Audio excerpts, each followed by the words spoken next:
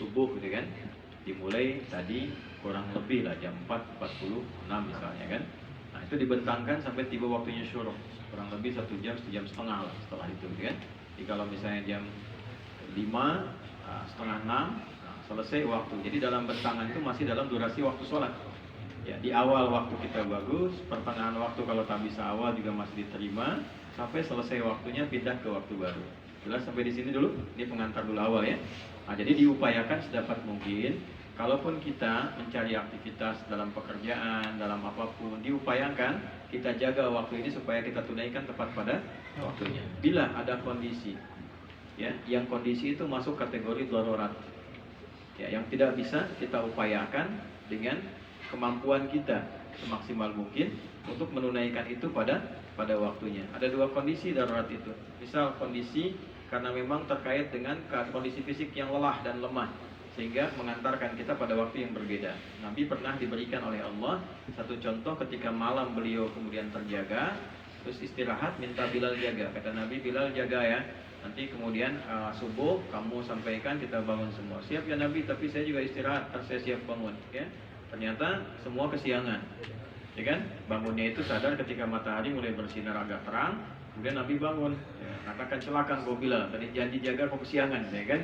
Baik ya, minta maaf. Lalu intinya kemudian berwudu, qamat, sholat sunnah, lalu sholat subuh. Pertanyaannya, kok bisa Nabi kesiangan? Ya kan? Nah, Nabi itu diizinkan pada saat itu untuk memberikan gambaran hukum kalau ada umatnya terjadi demikian. Mudah bagi Nabi itu, nggak usah kesiangan. Nabi bangun selesai sholat kok. Ya, Nabi itu kan tidurnya pun masih terjaga.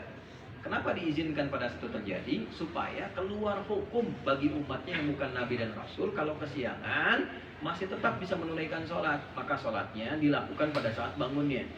Itu kalau kondisi lelah, ketiduran ya. Saya pernah ada teman di Tripoli, si Fulan itu tidur sampai sehari menjelang 2 malam. Tapi lelahnya, betul terjadi, betul. Ya, maka ketika dia bangun, dia kodo banyak tuh. Dua tidur, gitu. Itu betul, secara fikih betul. Jadi jangan menganggap waktu sholatnya hilang, tidak. Saat bangun itu saat sholatnya.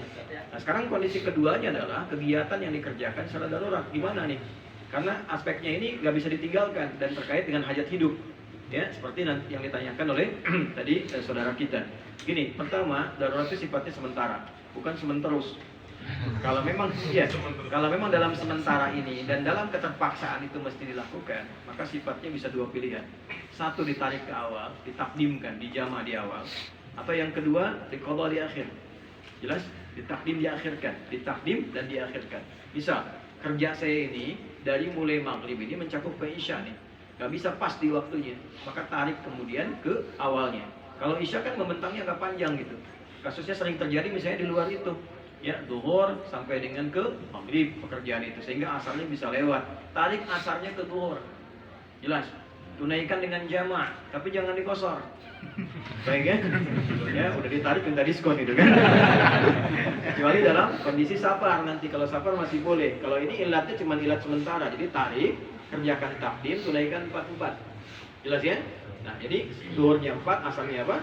4. Sampai tiba ke maghrib. Kalau maghrib pun nanti akan kemungkinan lewat panjang dan sebagainya, tarik lagi gak ada masalah. Tarikan kemudian dari isya ke maghrib. Karena Nabi pernah mencontohkan jamaah tanpa adanya ilat cuaca.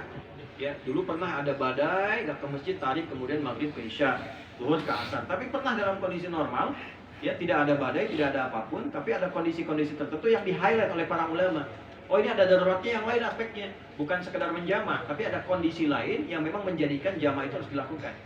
Nah, contoh yang agak ekstrim begini, dokter mau tindakan, ya kan, dari mulai zuhur sampai ke maghrib, ya, dia nggak paham hukum ini, baru dibedah, dilihat, masuk asar, adzan, sebentar ya, saya sholat dulu, bahaya. Ya, nah ini darurat seperti ini, walaupun tidak dalam keadaan safar, dia boleh tunaikan jama'.